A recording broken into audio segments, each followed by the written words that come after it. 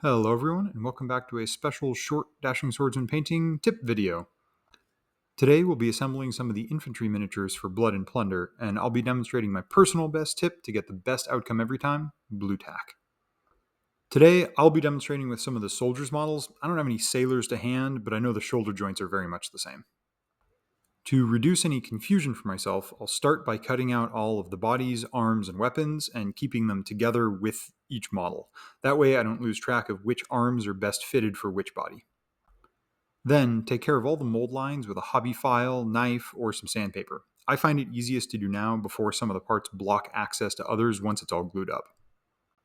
Next, I'll glue the body to the base. That will allow me to stand up the model to dry the arms instead of having to lay it down and putting pressure on the still drying joint. I'm using Tamiya extra thin plastic cement here. I would definitely recommend it for any plastic models. The plastic cement melts the plastic parts together and gives you a little bit of working time as it does. And I really like the brush and the thin consistency to be able to get it exactly where I want, as opposed to a bottle with a nozzle. So I stand him up, make sure that he's not leaning drunkenly to the side, and hold him briefly until the cement is set enough. Once that's dry, onto the blue tack. This is just simple, inexpensive blue poster tack putty. You can pick it up from any office supply, craft supply, or probably even a grocery store. You need a tiny piece, smaller than you think. Now even smaller than that, like a really large grain of sand, like a quarter the size of the model's foot. Basically the smallest piece that you have the manual dexterity to make. You want it to be small enough that it won't distort the shoulder as you're positioning it. Then take that piece and stick it onto the shoulder joint. Then stick the arm to the shoulder joint with a good smush.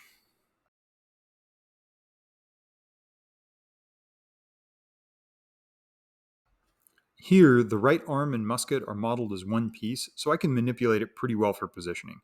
If the model has the right arm separate from the two-handed weapon, like a musket or a pike, you can do the same thing on the other shoulder joint, and now all you have to manage is the weapon at the wrists, since both shoulders will be held in place.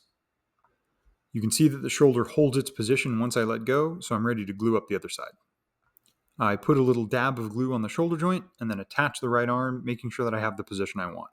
Hold it for a minute to make sure it cures.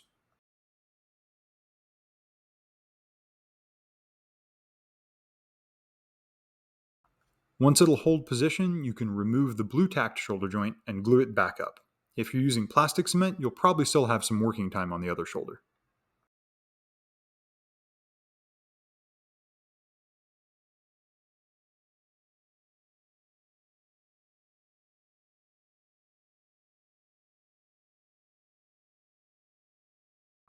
And then my favorite part of the Tamiya brush setup is that I can just drip a tiny bit of glue directly into the wrist joint. And there you have it. Once the head and any accessories you want are on, your model is ready to prime up and paint. Thanks for watching, and please pop into the comments if you have any other suggested tips for people to be able to assemble their models. Good luck and have fun painting!